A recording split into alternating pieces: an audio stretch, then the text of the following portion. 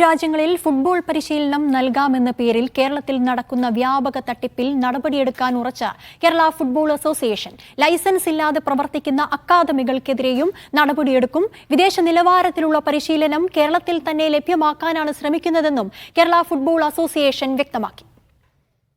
കഴിഞ്ഞ 2 വർഷത്തിനിടെ 60 കുട്ടികളാണ് ഫുട്ബോൾ പരിശീലനത്തിനായി യൂറോപ്യൻ രാജ്യങ്ങളിൽ പോയി പറ്റിക്കപ്പെട്ടത്. ലക്ഷങ്ങളാണ് ഇവർക്ക് നഷ്ടമായത്. വിഷയത്തിൽ കൃത്യമായ നടപടികൾ ഉണ്ടാകുമെന്ന് കായിക മന്ത്രി നേരത്തെ മീഡിയ വണ്ണിനോട് പറഞ്ഞിരുന്നു. പിന്നാലെയാണ് കേരള ഫുട്ബോൾ അസോസിയേഷനും കടുത്ത നടപടികളിലേക്ക് പോകുന്നത്.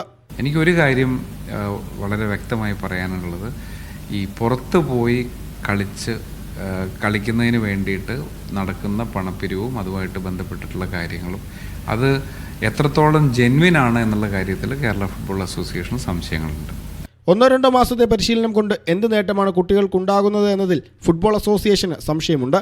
ദീർഘകാല പരിശീലനം നൽകുന്ന ക്ലബ്ബുകൾ കേരളത്തിലുണ്ടായിരിക്കെ തട്ടിപ്പിൽ പോയി ചാടരുതെന്നാണ് ഫുട്ബോൾ അസോസിയേഷന് പറയാനുള്ളത്. നാട്ടിലെ പ്രാദേശിക ക്ലബ്ബുകളിൽ ശരാശരിക്കും താഴെ നിലവാരം പുലർത്തുന്നവർക്ക് പോലും വിദേശ രാജ്യത്ത് പരിശീലനത്തിന് അവസരം ലഭിക്കുന്നു. വിദേശ പരിശീലനം നേടിയാൽ ഗംഭീര പ്രകടനം നടത്താമെന്ന രക്ഷിതാക്കളുടെ തെറ്റിദ്ധാരണയാണ് ഇത്തരം ഏജൻസികൾ ചൂഷണം ചെയ്യുന്നത്. കുട്ടികളിൽ നിന്നും ഭീമമായ തുക ഈടാക്കി പ്രവർത്തിക്കുന്ന ലൈസൻസ് ഇല്ലാത്ത ഫുട്ബോൾ അക്കാദമികൾക്കെതിരെ ശക്തമായ നടപടി സ്വീകരിക്കാനാണ് കേരള ഫുട്ബോൾ അസോസിയേഷന്റെ നീക്കം. നിതിൻ സേവ്യർ, മീഡിയ 1, കൊച്ചി.